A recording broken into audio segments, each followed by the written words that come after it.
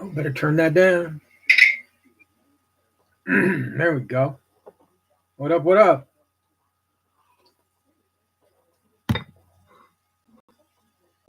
How's everybody doing tonight? Palmer, Joseph, Bushcraft. What's happening?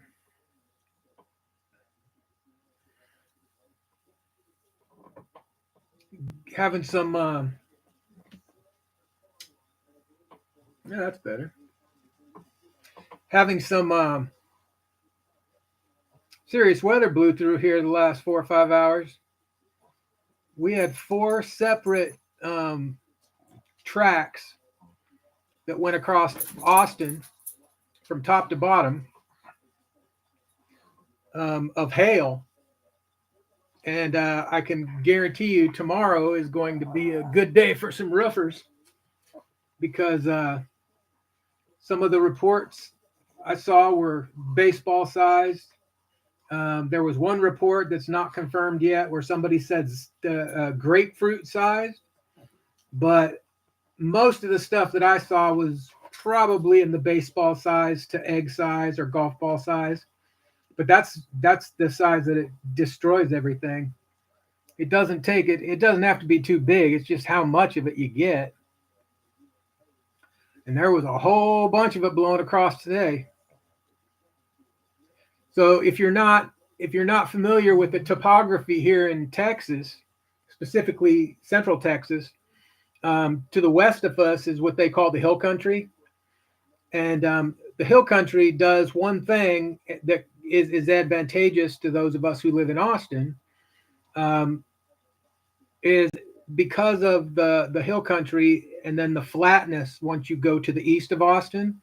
We're not really that susceptible to tornadoes because they can't get enough lift due to the changing topography going out into the hill country. They can't get enough lift for tornadoes, but we are known for getting pretty bad hailstorms over the years. So I recall when I came back here in like 2009, we had one that took out about 200,000 roofs north of town. So it can be pretty crazy. I don't think the biggest thing we got here was probably nickel size, and it didn't last that long. We mostly just got a lot of rain, which is good for the garden, man. Good for the grass. Good for the drought. Not good for the pug dog. Pug dog doesn't like to go out in the rain and go to the bathroom, do you? You have to strap him to a leash and make him go. Isn't that right? Isn't that right?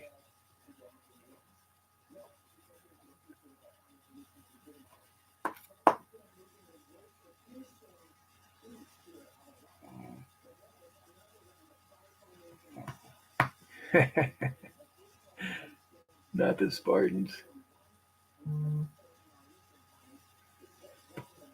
So I'm probably going to mention this multiple times, but I've been kind of bummed out for the last couple of weeks because I found out that my funding from the tribe and everything for my schooling was cut by about $3,500. So that was going to free up some other funds that I had set aside so that I could get a Edgy Blade Works tipper. And it was really starting to look pretty much like I wasn't going to be able to get the old tipper. So I was kind of starting to deal with it. And I actually picked up a couple of knives to make myself feel better. But what's up, pocket razors? I had kind of put off doing my taxes till after the eclipse, and figured, why do it if the world was going to end anyway? So turns out, I had to do my taxes. Well, I got $1,000 deduction for being a student, and it didn't equate to $1,000 refund, but it equated to enough to get me to my goal so that I could afford to have Scott make me a tipper. So I'm pretty freaking jacked because it was starting to, you know, I was starting to get to that point where I was like, man, that sucks. I'm not going to be able to get my tipper. And then I don't know if it's karma. I don't know if it's, dumb luck, whatever.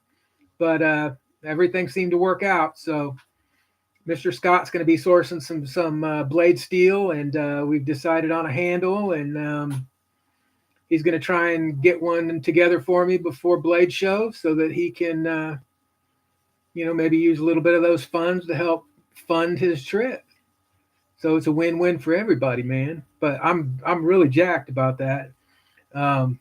Hey, Joe, what's going on, man? Who else just jumped in here? Saw Pocket Razors. There's Cole. What's going on, man?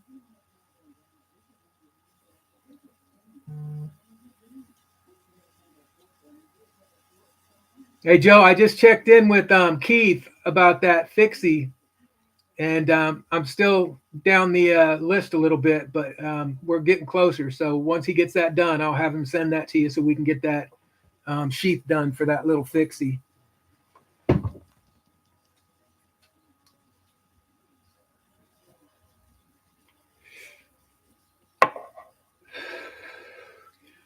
So I booked my hotel for Vegas in July, and sent the dates to Demonoc. So Demonoc's going to figure out which day works out best for him. Thursday or Friday, we'll probably go do something, and that should be cool. Should be definitely. And then I also have a cousin who lives there in Henderson, or just outside of town. But they usually come over and meet me at one of the casinos, and we usually have have some beers and play some poker. So it's gonna be a fun trip, and I'm bowling crazy good lately. I can't explain it, but since I've come back from having that open heart surgery, on Wednesdays I'm bowling on a regular league team. On Tuesdays I'm subbing if anybody needs if anybody's out. So I've been filling in every other week on Tuesdays. But the crazy thing is I've had my average up over 205 for almost 2.5 months now. And in fact, I think I bumped it up to 207 last week. So I've never been in this territory as far as keeping my average up there. Now, because of my age being 57, if you don't know how it works, basically they base your average and your handicap off of multiple things, but it's mostly your bowling. But I guess because I'm getting older, they put me in the same category as everybody else who's a male under the age of 55.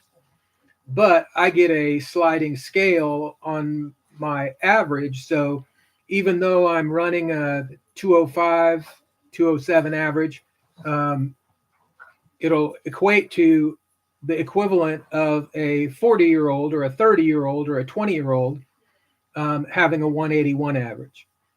So I'm not sure how they come up with that, but if they want to give me an extra 30 pins, I'm all for it. So seems like a good opportunity to bet on myself when I get out there. So they have a lot of side bets and stuff that you can do, not casino wise, but in the USBC, they have like brackets and stuff that you can enter in.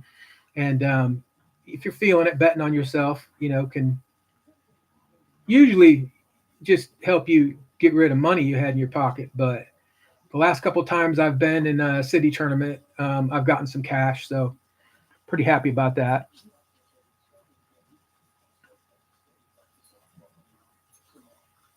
Yeah, it's crazy, Palmer, because when I was younger and I was all serious about it, I could never, get it to the level where I'm at now. And now I just go in and have fun and hang out, and it's my excuse to go to the bowling alley. And our bowling alley, because it's in Texas, also happens to have one of the best barbecue joints set up in place of a traditional snack bar, and I usually chow down pretty good after I'm done on Wednesdays. What's up, El Cap?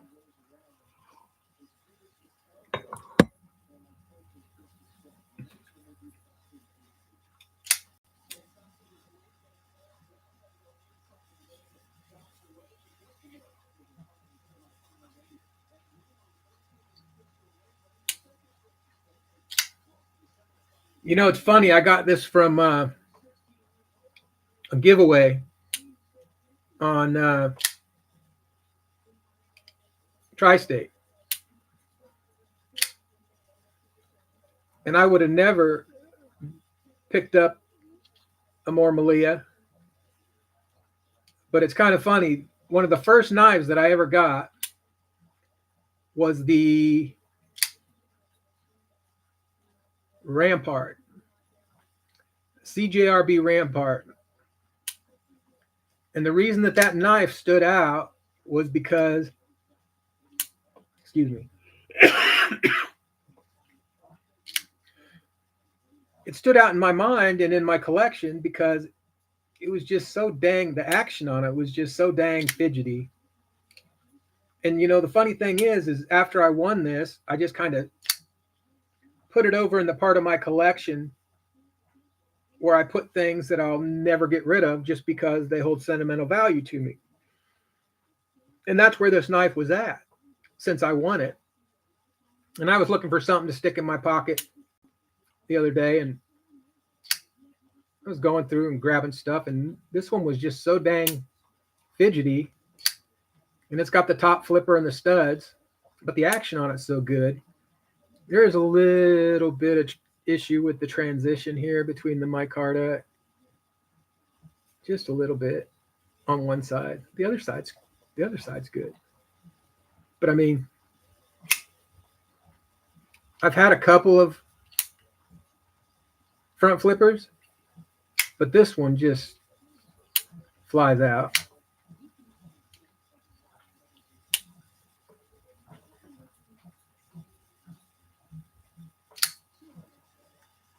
You know, the funny thing, Palmer, I've gone and bowled with a house ball before and bet on myself and taken everybody's money, just out drinking beer, having fun, wore house shoes and used a house ball. I figured that was kind of my way of evening the playing field, you know, because most of the folks that I go out with, you know, aren't bowling on the kind of level that I'm bowling on. So I figured, why not? And I've bowled in the 220s, 230s with a house ball and house shoes before, but it's definitely not as easy as it is when you have your own equipment.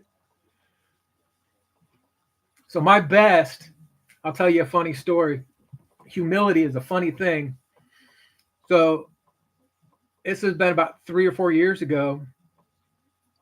I had the front 10, and I was feeling pretty good. I mean, everything was hitting the pocket. None of them were junk strikes. I mean, it was all right there. I mean, I was feeling good. I was hitting my spot, and I mean, it was just going. And then on that 11th ball, I walked up and threw, the worst ball I probably have ever thrown, other than maybe a few gutter balls. But I dropped it at the line. And I don't just mean dropped it. I mean, I dropped it good, to the point where it probably went down the lane, similarly to maybe if you let a toddler bowl. It was going probably 2 miles an hour the whole way. And somehow or another, I happened to get 6 pins. And I ended up getting, I think 2 of the remaining 4 because I was just so flustered. But it was just one of those. I mean, the entire time that ball, I wouldn't even turn around and look at my teammates because of what I had just done. And then I just stood there and my chin was on my chest, and I was like, no freaking way. But I took the good out of it. You know, it ended up being a 286, which is currently my high that I've thrown on in a sanctioned league. But I've thrown in the 270s probably 30 or 40 times now. Usually I have one spare. For whatever reason, the gods have not granted me that 12th strike yet, but um, I've done 12 in a row over multiple games, probably 5 or 6 times. So bowling 12 strikes in a row isn't the deal. It's bowling 12 strikes in one game. That's the difficulty. But um, never know. We'll see what happens. Um, I'm excited to go to nationals and check that out. That should be really fun. I've bowled in state in Washington, California, Texas, and Indiana. I bowled in state tournaments, and then I bowled in city tournaments and all of those, but I've never really done the whole national thing. So should be fun. Should be fun. How long? So my dad managed bowling alleys before he made officer in the Navy. So just about every base we lived on had a bowling alley. So he knew how to work on pin machines and stuff. So when I was 5 years old, he was managing a bowling alley in Painfield, Washington, which is like up by Everett, kind of up by where Stevie lives. And every Sunday he would take me in and I would do chores, and then I'd get to bowl until the skin came off my fingers. And at that when that fall season started, I started bowling on a bowling league for juniors when I was 5 years old. So 52 years. 52 years. And the crazy thing is when you see like a 15 or 16-year-old kid who's got the benefit, all of the new technology and everything, and they've bowled 6 or 7 300s and they're not even 18 yet.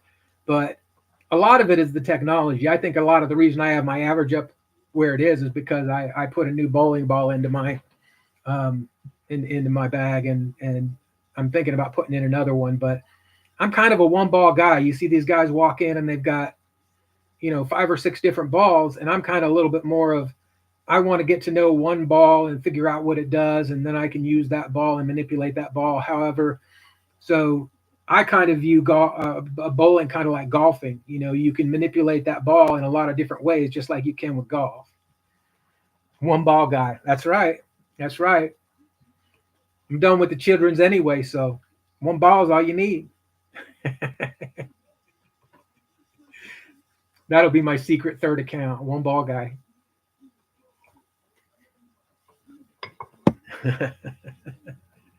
Oh, that's funny. So what did I get last week? Well, I already opened this. I might have even showed you guys this last week.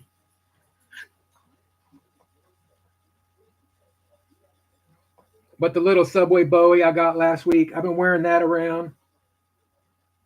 It's that it's my new fishing knife, my new knife for when I go out in the kayak. I've had a couple that I like. I'm gonna have to work this in a little bit though, because it has a hard time going back in. I've been working on it. But when you have this thing up around your neck, the last thing you want is a sheath that gives you too much resistance. I mean, I'd rather have a little more resistance coming out than going in. See, like right now, it's kind of hung up.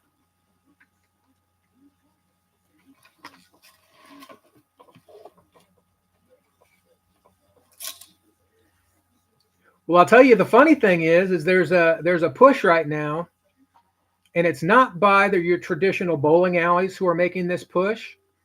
It's actually by these little fun centers that you see popping up all over everyone's towns that have like all the arcade games and everything inside. And then they put in like 12 or 18. They put in small amount of lanes. Well, what they've been doing is, because you have to hire a mechanic if you have regular pin machines, just kind of like what you're used to. But in order to cut down on the cost of running a bowling alley, what a lot of these fun centers are doing now is they're doing string bowling. So each pin has a string that comes down and attaches to the top of it, and it makes it easier. There's not as much mechanics involved, but it changes the way the pins fall. Pins aren't going to go flying across and bouncing off and this, that, and the other. So there are some people who think it's kind of cool, and there's some people who are like, nah, not going there.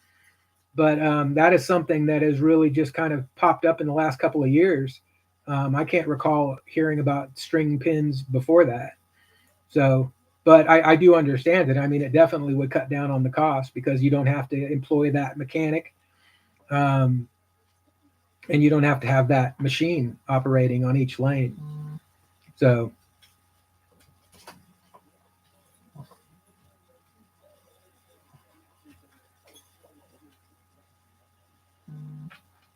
hmm.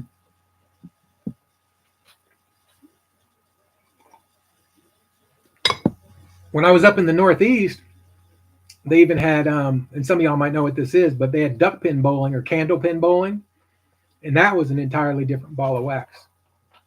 But we have a place here in Austin downtown called the Speakeasy, and up on their second floor, they have duck pin bowling up there, and then down below they got jazz and piano bar kind of thing.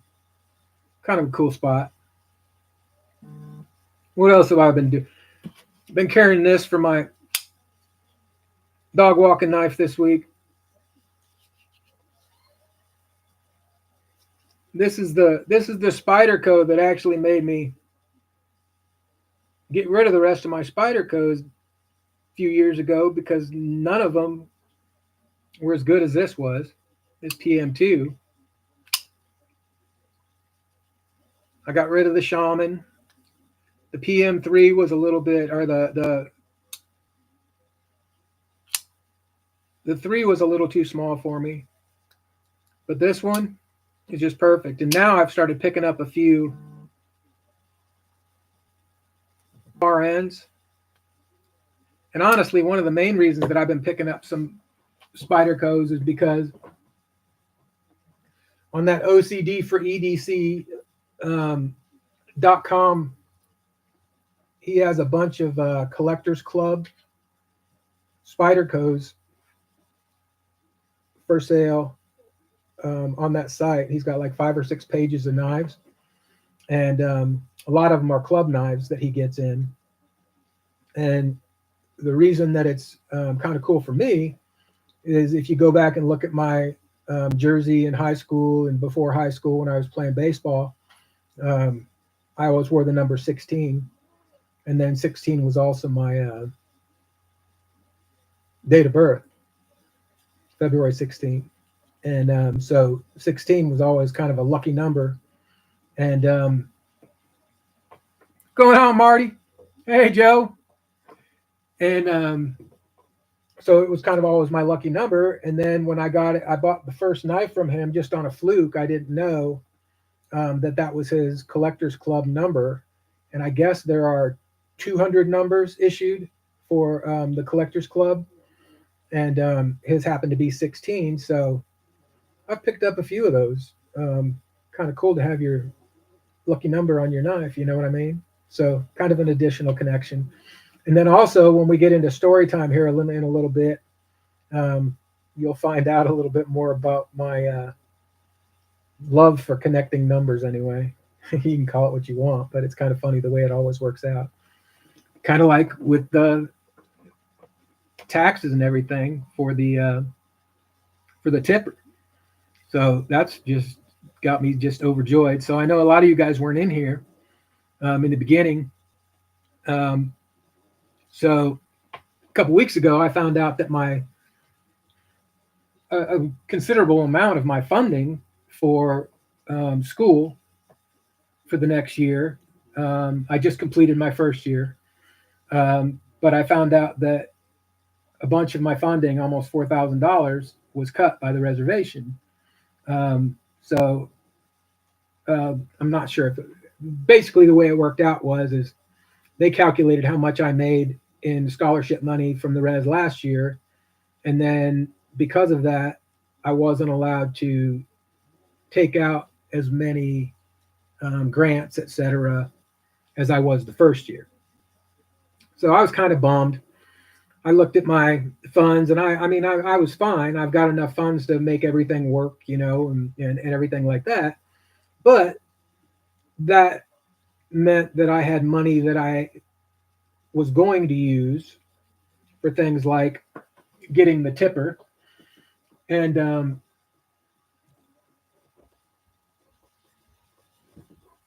it wasn't going to work out. So Here's what it was.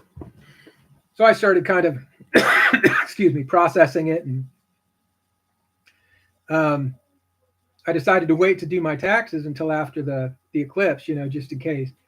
And so I decided to go ahead and do the taxes while I was watching Tri-State a little bit earlier. And turns out I got a nice little deduction for being a college student full time. And it wasn't a lot, but it was enough to make it possible for me to be able to get a Edgy Blade Works tipper. And as soon as I got everything filed and IRS accepted it and everything like that, I hit up Scott and I was like, hey. So good old buddy Scott said that he'll try and squeeze one out for me before Blade Show. So, I told him if he was tight and he needed to work on some other stuff for the show, go ahead and do so. But he was pretty confident he could get everything done that he was wanting to get done. So definitely cool. Hey, Todd, Mr. Joe K, Milton, what up, man? So let's see.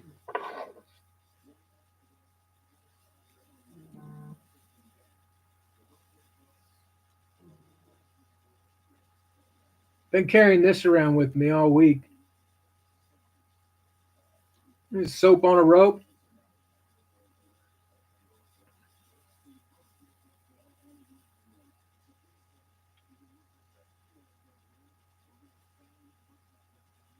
It's a big old chunky dude.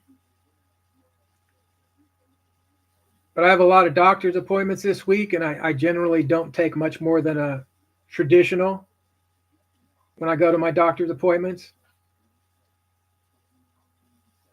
But I usually stick this thing in my pocket. And I got a bunch of appointments next week, too. Everything's good. I'm healthy. I just have to.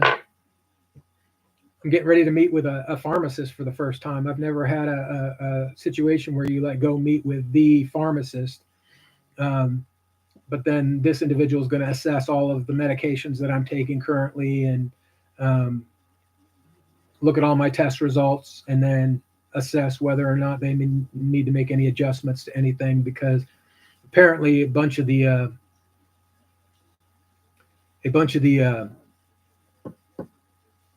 meds that I've been on are being discontinued.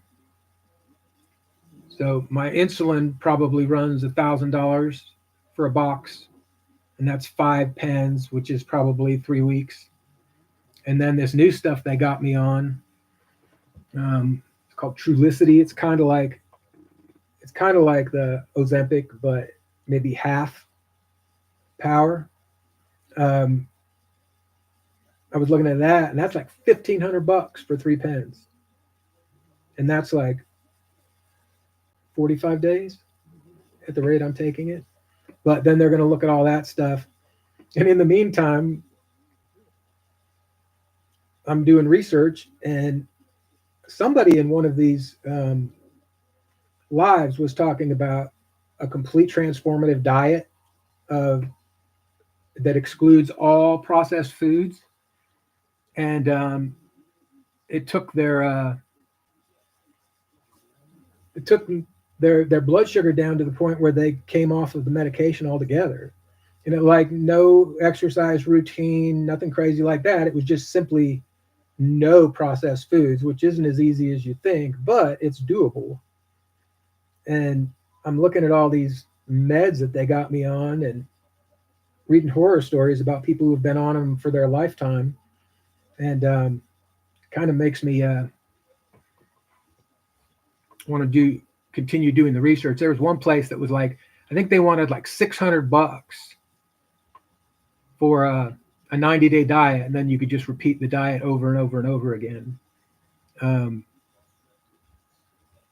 But I can figure that out on my own. Black valet trays, cool. I still need to get me one of those lunch trays.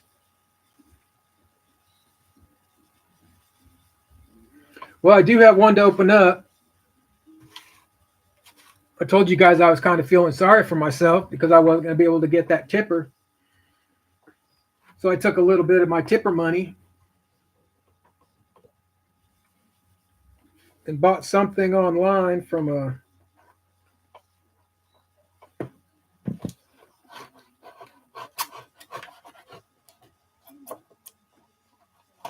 fellow Knaf collector who turns out to be local.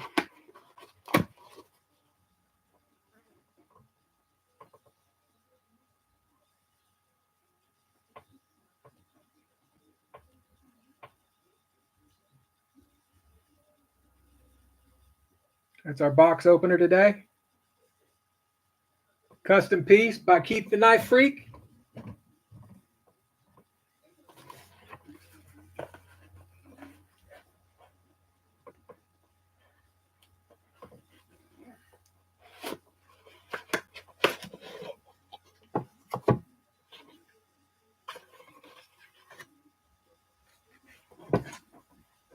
Got some stickers.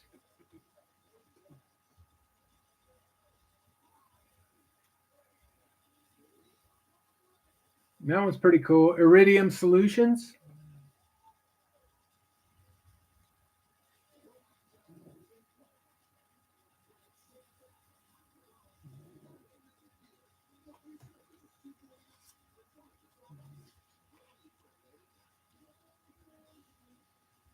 That's a new one. That'll go up on the wall. Need to straighten out the tip. And then a Demco Shark Lock sticker.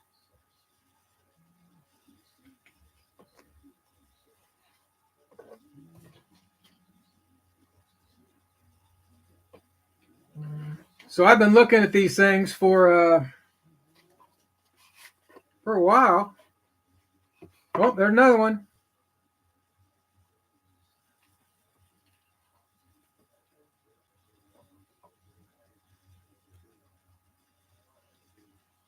Lynch Northwest. And to be honest with you, I never saw them discount them enough over at Kaiser for me to pull the trigger.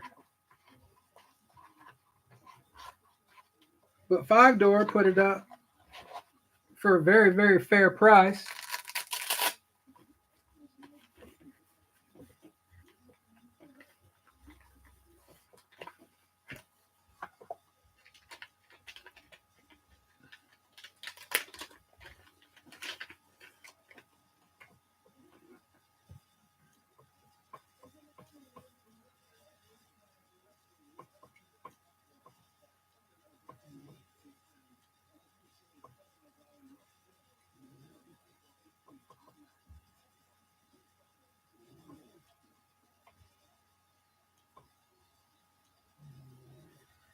So this is the premium Megatherium.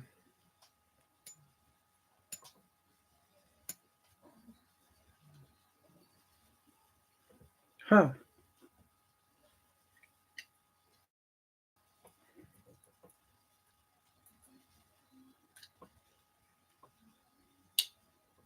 A big old blade.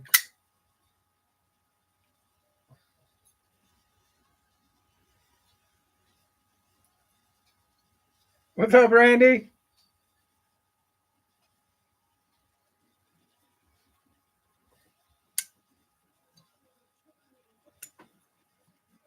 Huh. They need to be broke in.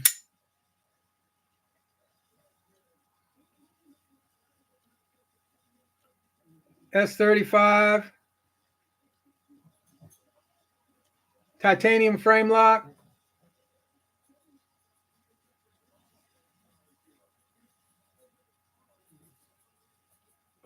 And it's a big dude, but it's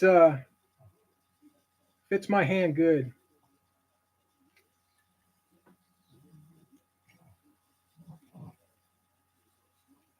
I like that.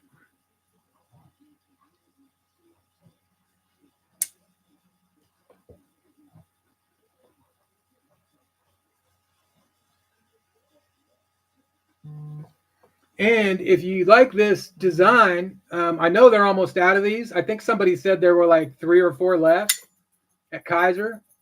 Not on a bro deal, but I think they're like 129. But that's it. After these are gone, they're gone.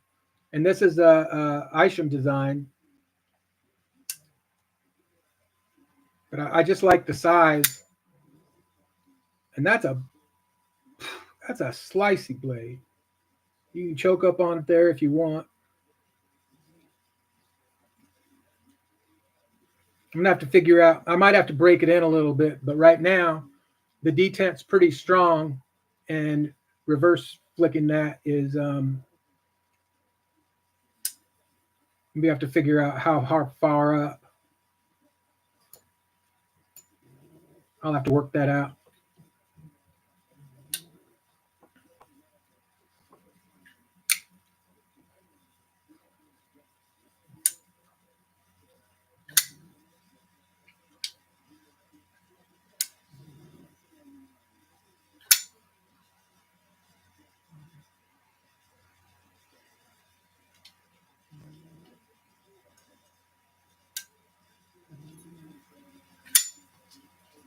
That's a big old chunk of titanium, that's for sure.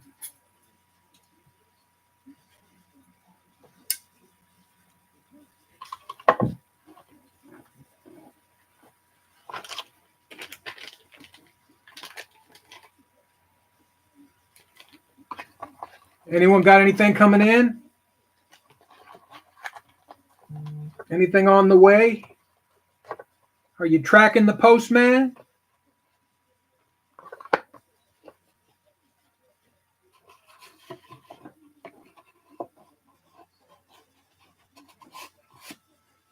So before I did my taxes tonight, I picked up a buck 110 with thumb studs on it from Tactical Terry. He had listed on the family page. He had a good little deal on that. I used to have one when I was a kid, and now I got a lot of stuff, but not a buck 110. So it'll be kind of cool. It looked like the one that he had for sale is in pretty good shape, so I don't think I'm going to need to do a whole heck of a lot to it. All right.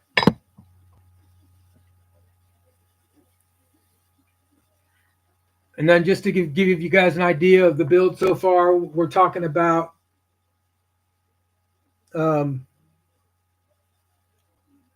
basically the colors on the knife. Basically, we're looking at some yellow handle material with black hardware and a black possibly I'm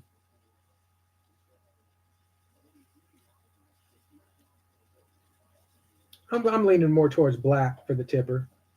But I saw he did a couple with the what do you call it, with the multiple steels intertwined. He's done a couple with FY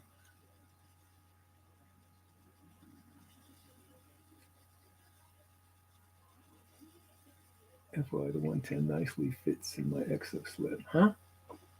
Good to know. I've got a slip that I got from Lancelot Leather.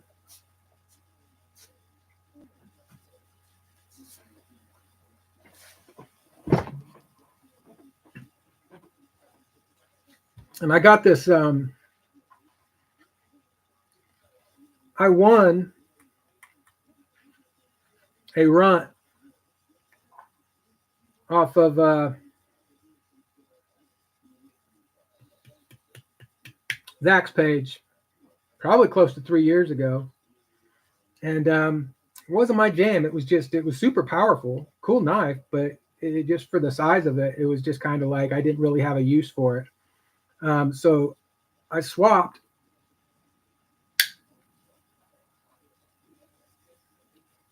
With Brant.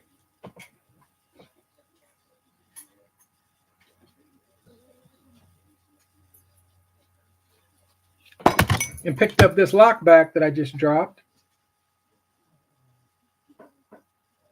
That was my impersonation of KC.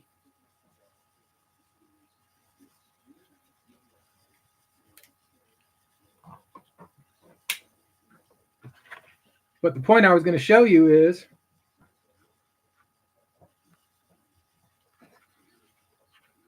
this slip clip Joe did.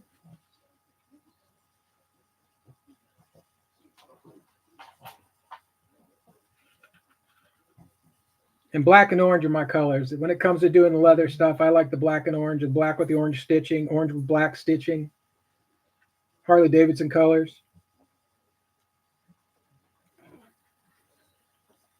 But when I got this, there was no clip on it.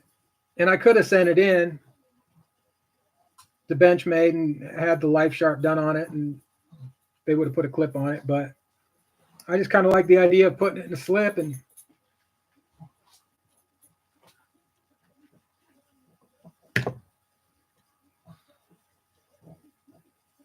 what else? I don't know that I got anything else going on.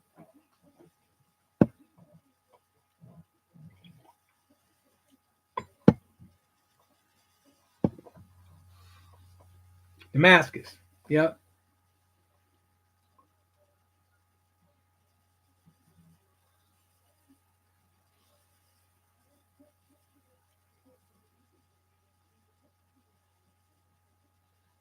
Yeah, Randy, but I bet if you go back and look at his early stuff, you know, there's a learning curve on all this stuff. I know when I do the sharpening, I've got the Ken Onion Work Sharp, and then I've also got the Tormek T8. And you can go from, you know, running on that wheel to working on the Work Sharp, and they're two completely different animals. And the learning curve was actually a little bit more difficult on the Work Sharp than it was on the Tormek. And that's probably just because the Tormek spins so slowly. So wingsuit. And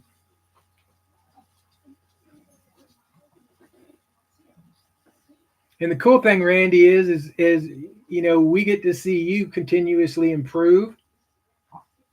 I don't think Lancelot's got any better since I've met him. I mean, he's putting out the same old stuff he always has been.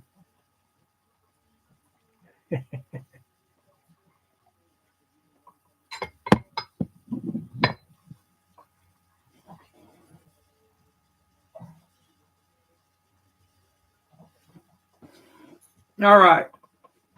We'll do story time here, and then I'll get off so we can go check out Sharif.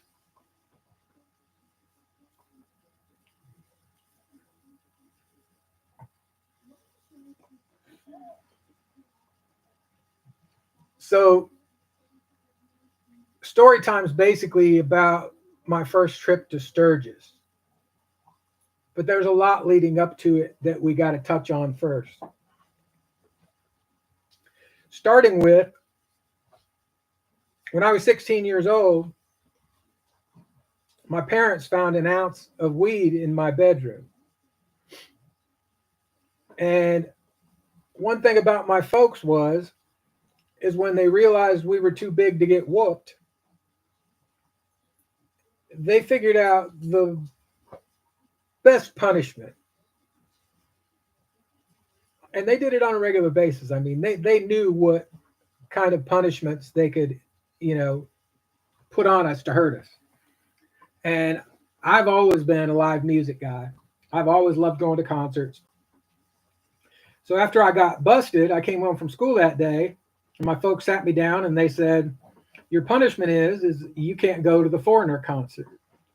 So Foreigner had just released the Foreigner 4 album, and I was crushed, man. That was like brutal, you know. So I had to give that ticket to somebody else, and I mean, I was bummed, but like I said, my parents knew how to hurt us, so no Foreigner.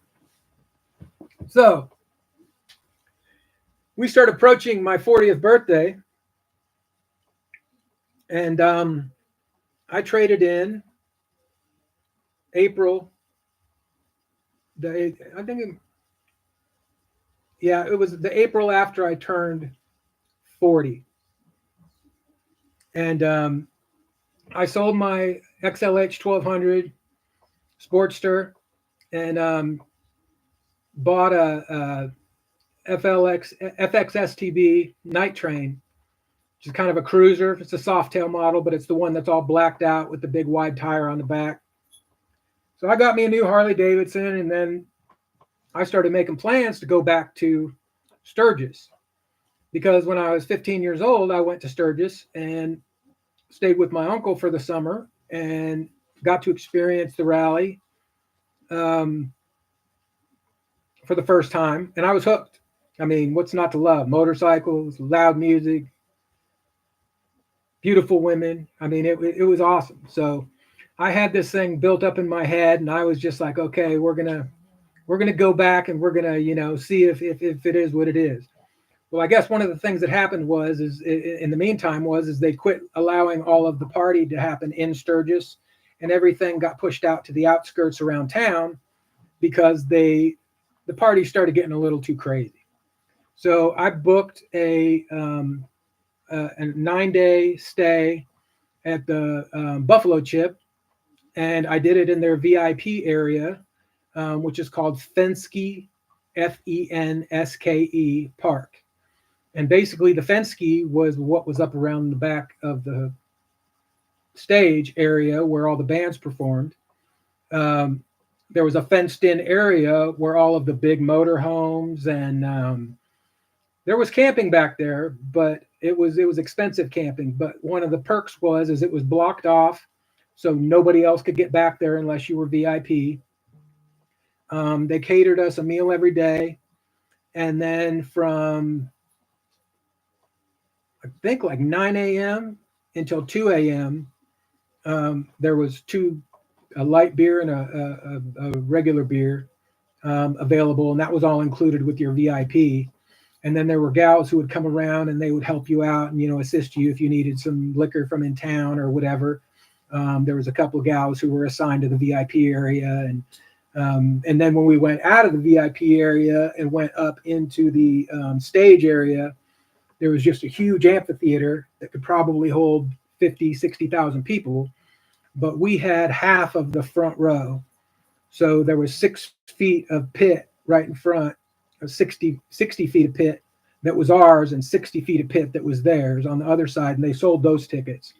So every day they had 2 main bands that would play, all brand, big name bands, and then we would be able to go down into the front row. And then even at that time, the gals who worked in the back would even bring us drinks and stuff into the pit. So we didn't even have to leave unless you had to go to the bathroom. But here's where the number and connection thing all came together. So this was my gift for my 40th birthday, and I was born in 1967. So I started doing all my research and making all my reservations, and it turned out that it was the 67th anniversary of the Sturgis rally. So I was kind of like, I'm turning 40. What better way, than go do a long run. So I had everything booked, and then about 25 days before I was set to depart, I had a heart attack, and it was I was headed to Chicago, and I was around West Lafayette, Indiana. And for those of you who follow NCAA basketball, that's where Purdue is from, who played in the championship last night. But I was kind of on the outskirts headed towards Chicago, and I realized that if I continued going, I was going to get into no man's land. And there's no hospitals, there's no cities. So I turned around and headed back for the hospital. And long story short, they put a stent in, and much to my wife was not happy with the doctor, because when he released me, we were going through everything, and she asked, not me, whether or not I should be able to go on this motorcycle trip. And the doctor said, well, he's perfectly healthy. There's nothing wrong with him. We made sure his heart was clear. So now he knows everything good. So I don't see any reason why not. Well, that wasn't the answer she was hoping for. So she wasn't too happy with the doc. But regardless, 3 weeks after I got to have that stent placed, I headed out and took off on this trip for the 67th rally for my 40th birthday. And one of the bands that was playing midweek took me all the way back to when I was 16 years old. And I finally got to see Foreigner in concert. And it was the highlight, actually. I think just because of anticipation. It was a highlight of my trip. And you meet a lot of people and you make a lot of friends, when you do stuff like this. And there was a guy and a gal from Maryland who had ridden all the way across country to go to the rally. And when we were down in the pit, it was getting towards the end of the Foreigner set, and the guitarist threw a pick out, and I didn't get it, but my mate, from back at the campground got it. And the day before we left, he presented it to me because he had remembered, and he was holding on to it till the end because he wanted to give it to me before we all took off and headed home. So I've got a pick with my VIP pass framed out in the shed. And that was pretty cool. There's a lot of freaking stories about that trip that were just crazy. One of the guys in the group had the what did they call it? Top of the Rock. So he was a big time donor to the Crazy Horse statue, and Kosurik was the guy who was doing all that work and carving that out there in the Black Hills. And he was a big time donor. So he grabbed 3 of us and we went out to the Crazy Horse statue that's still being built right now with no federal funds whatsoever, all private donations. And we were able to don some hard hats and some vests, and they took us up to the top. And I've got some crazy pictures I'll have to pull out next time I get my boxes of photos out. And but the crazy one, was turning around, because the guy told us when we went out on the arm, because I think the arm goes something like this, but he told us when we went out on the arm not to turn around until a certain point. And I got to tell you, man, when you turn around and then you see this big face staring back at you, it was pretty freaking cool. And then the next time I went, we actually got to see them do some demolition and blow up a bunch of rocks off the side of the mountain there. And that was in 2013. But that was super cool that we got to, be a part of that situation, because heck, I mean, I would have probably driven, ridden my motorcycle up there, but I don't know that I would have been able to go up to where, because I think like the minimum donation was like $500. And then that was just crazy good fun. And then there was like 3 or 4 bands that were at the Buffalo Chip both times I went. I saw ZZ Top both times. I saw Kid Rock both times, and I saw Toby Keith both times. And then there was a bunch of other different bands of different genres. Sublime with Rome. There were so many. Alien Ant Farm, Megadeth. Just crazy number. I mean, and it was awesome because we had front row for all of it. And if you're into music at all, I mean, that kind of changes the whole game when you get that front row access, because heck, I remember commenting to the ex at the time. Well, at the time she was my wife. She's the ex now. But I remember commenting to her at the time. We were checking out Toby Keith, and we were kind of hanging out close to the side of the stage, more so than trying to fight the crowd in the middle. And every time Toby Keith came over on our side of the stage, the first time I saw him, I guess he had borrowed some motorcycles and him and the crew had gone out riding. And apparently he had dry mouth and he was over on our side of the stage a couple of times spitting.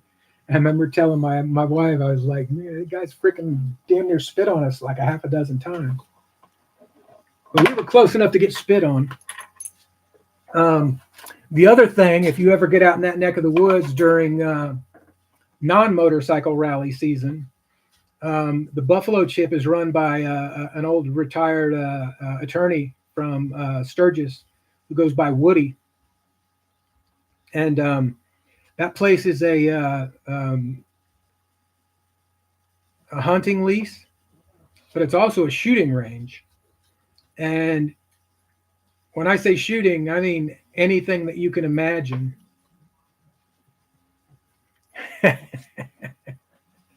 Hey, he just knew. He just knew, Kyle. Now I lost my train of thought. See how you are? See how you are? But the shooting range is open year round. And one of the funniest things, the first night I rode into camp, I don't remember. I'd have to go back and look on the lineup. Usually the first couple of days, the names aren't as powerful as far as the bands as they are as you get into the week and the next weekend. But I remember coming into camp. My camp was already set up, tent, inflatable, sleeping bag, cooler, chairs, flashlight. They pretty much provided the whole 9 yards in the package. So I went out and I was checking out the music. And as they were starting to get towards the end of the main headliner, I went ahead and headed back to camp because I was exhausted. I'd ridden probably 400 plus miles that day. So I go back and it's one of those double-decker air mattresses. And I get tucked down into this sleeping bag, and I'm literally the closest campsite to the back of the stage where these guys are performing. So I'm listening to them finish up, and they're starting to make the announcements to everybody and, wish everybody safe travels home for the people who didn't stay at the campground, and shoot a machine gun or all kinds of stuff that you could go out and rent and shoot out at his firing range. But this was the first year that they were introducing the tank. You could actually go fire a live round out of that tank into the side of the mountain out there. And in order to promote it, I had seen the tank behind us in the crowd, and they had mentioned something earlier, and I didn't think anything of it. So he's, talking about if you want to go promote this thing and do the tank and everything else. And they fired a round out of it, and it was a blank, but a blank round out of a tank is still pretty freaking loud. And I wasn't expecting it. And I guarantee you, I probably came up a good 12 to 18 inches off of that mattress. But the funny thing is even though I was trembling for a second after I had the shit scared out of me, I was kind of like, well, that gives me a lot of hope for this week, because if my heart can withstand a scare like that, that made me feel a lot better about, what the doc had said, how, you're healthy as an ox, you can go do whatever you want. So after I realized that I wasn't going to die from a heart attack,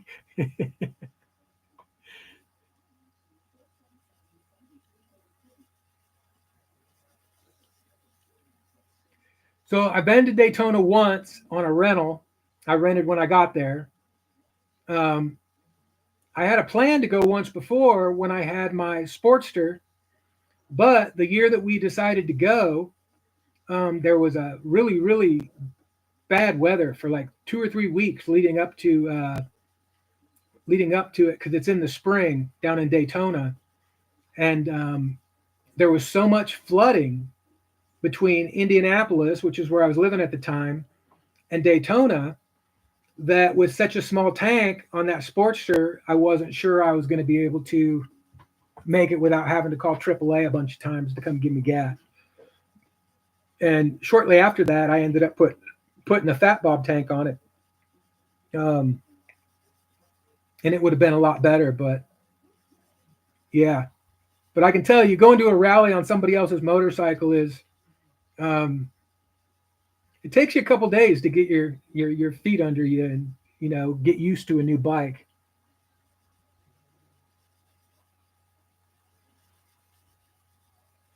Oh, there's biddies everywhere, man. That's what got one of the things that got me hooked when I was a kid. I mean, 15 years old, you see that all over the place. That's just like heaven, man.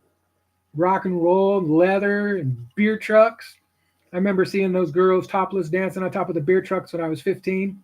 And my uncle's only rule is after dark, I could go down to City Park, but I wasn't allowed to go below the logging road.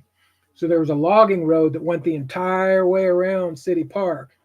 And before they banned all the parties from happening in the city, that's where everything went down. So from the logging road, which was 10 foot, I was about even with these girls that were dancing on top of the beer trucks. And the Lord have mercy. Beefer, yeah. The streak continues. So it's kind of funny because for the second week in a row, I hit the number on Zach's live, and this week I ended up in a knife off, and I lost. But the second place was one of those little Swedish fixed blades with the plastic sheath, Mora. It was a Mora and a swag bag for second place. So I had also won on the day before a customized Damn Designs from Josh Branson. And so I thought how perfect, since him and his son were doing all of the modding of the handle for this Damn Designs knife that I won. I thought that Mora would be a good addition to Caden's knife collection. So I DSKFS that to Jaden, to Josh Branson's son, add to his collection a little bit. And then I'm going to have to really think long and hard about whether or not I'm willing to pass on the custom knife from Josh B and his son. But I do have another Josh B mod that I got in a trade with him. Maybe I could put that out there and give that away. And but I don't know if you can see it or not. I'll pull it up here.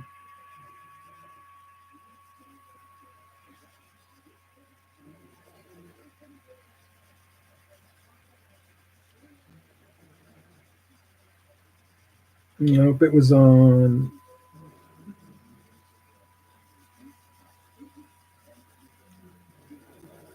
Insta.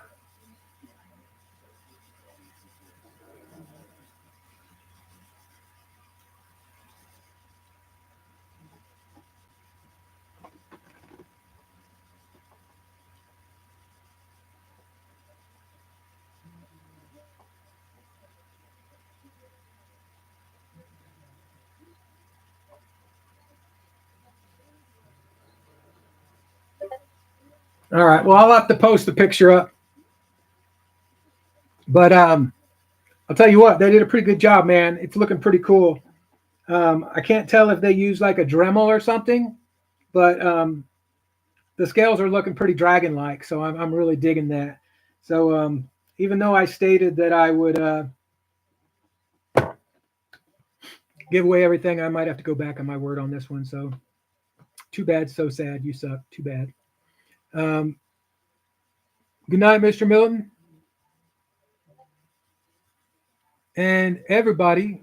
Hey, Crispy.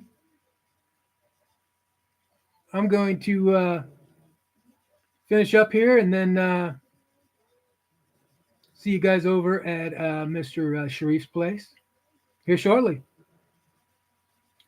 Thanks for hanging out.